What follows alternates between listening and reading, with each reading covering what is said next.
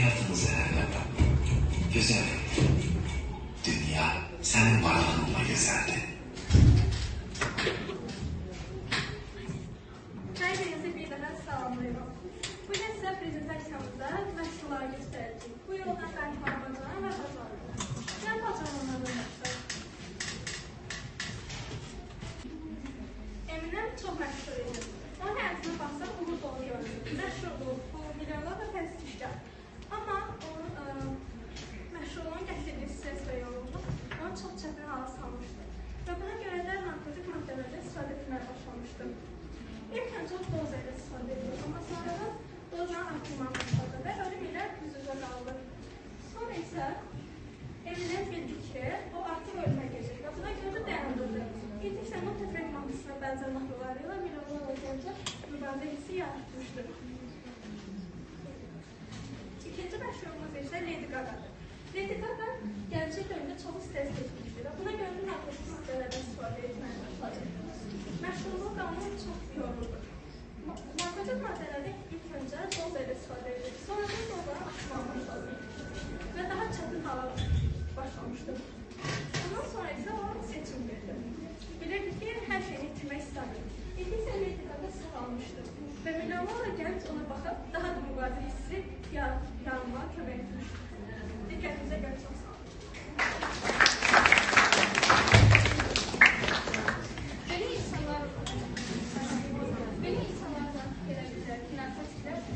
Problemlerine çıkıyor ama bu bile değil. Onlar öz dostlarından, ailesinden uzaklaşırlar ve öz sağlamlığına zarar verirler. Eləsələr də var ki, başa düşürlər bu yol davam etmək lazım deyil və mümkün deyil. Və başa kömək öz həyat tərzi çox ciddi idi və təsdiqləndirir. Problemlərine görə narkotik istifadə etməyə başladı.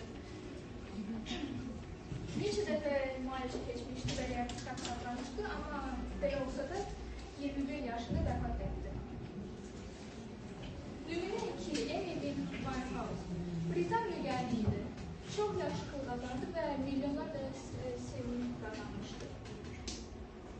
Öz cavanlığından alkohol və narkotik asılı problemi yaşayırdı. O da bir neçə dəfə rehabilitasiya keçdi, amma 27 yaşında vəfat etdi. Hansı bir nəticə çıxartmaq istəyirəm? Cavanlıq bizi təklif edən qoyulur və ən vacib nəticə. Ailə də olsa, dostlar da olsa, insan özü istəməlidir, özünü dəyişmək. Narkotiklərə yoxdur.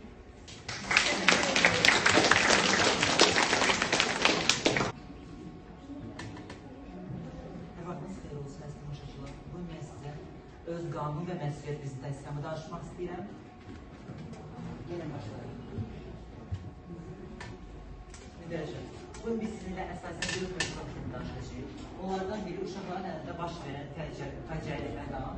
Azərbaycan Respublikasının Cinayət Məcəlləsi bizə nə deyir? Aslınlara görə hansı məsuliyyəti daşıyır və epilog. Uşaqların əlində faciəli məqam.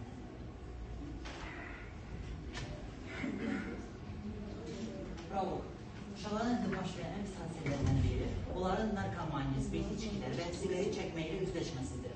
Əsasən uşaqların narkomaniya və yuxarıda qeyd etdiyim kimi hastaların üzləşməsi pis ətrafı olduğuna görə yaranır. Adətən uşaqlar pis ətrafı gün ərzində çöldə küçədə olduqlarına görə yaranır. Beləliklə, hansısa bir uşaq həmin o ətrafda narkotik vasitələr və yuxarıda qeyd etdiyim kimi asılıqlarla üzləşirsə, həmin o ətrafda olan bütün uşaqlar bu asılıqlarla üzləşə bilər. Əgər sizin belə bir sizin ətrafınız varsa və siz dostlarınızla birlikdə bu asılıqları özünə yaradırsınızsa, içinizdə deyə bilərsiniz, mən sadəcə bir dəfə yoxdur. Halbuki siz bir dəfə istifadə etdikdən sonra yenidən istəyəcəksiniz və bu risk sizə dəfələrlə təkrarlanacaq. Narkomaniya yavaş ölüm deməkdir. Ona görə narkomaniya yox deyək. Azərbaycan Respublikasının Cinayət Məcəlləsi bizə nə deyir? Maddə 234. Qanunsuz olaraq narkotik vasitələr, psixotrop maddələr və ya onların prekursorlarını hazırlamaq, istehsal etmə, əldə etmə, saxlama, daşıma, göndərmə və ya satma.